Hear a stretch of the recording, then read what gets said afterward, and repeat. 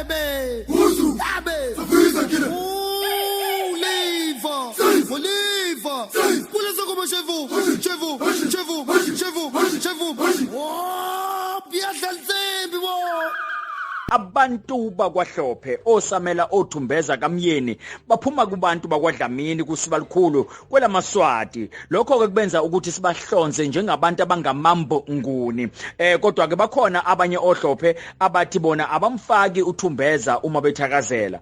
Kuvela ukuthi okunguyena ofike wazinza kuleli kaMthaniya kube ngumswanyana obehamba namadodana akhe amabili omhlangano nomtingana abafike bayozinza laphana odwendweni lezintaba lapha endaweni esibiza ukuthi manje iSendwedwe. Nokwathi ke ngokukhothama kwakhe umswanyana enye yamadodana akhe yase elisingisa ngasempumalanga endaweni esidume ngokuthi ikwamaphumulo namhlanje eduze kwaKwaDukuza.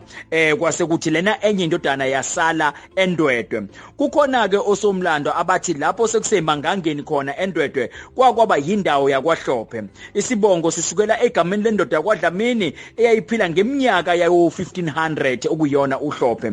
Inzala abantu nje basesishilo ke uHlophe yena ozale uSondo ozale uGajula yena loyo ozale umswanyana uyise kaMhlangano nomtinyana. Nokho ke azikho izibongo ezicacile ukuthi ziphuma kwaHlophe. Yize kuvela ukuthi esikhathi esiningi nje bade befuduka beza kuleli seningizimu nelika Gondwana bebekade behambisana nabantu bakokunene omtimande. Kodwa ke akukho la kucaca khona ukuthi hayi bahlobene ngempela nabantu bakwaHlophe abantu bakwakunene. Akukho la kuvela khona. Hayi ke besithi nje jwathu imvelaphi yoHlophe ompula ontombi zenda ngonyezi ezabafokazana zenda ngomnyama ziyabuya emendweni. Elami igama ngingusithembiso kaGwejobomvu wakwaShangase umzukulwane kaMvula. Lena yimvelaphi.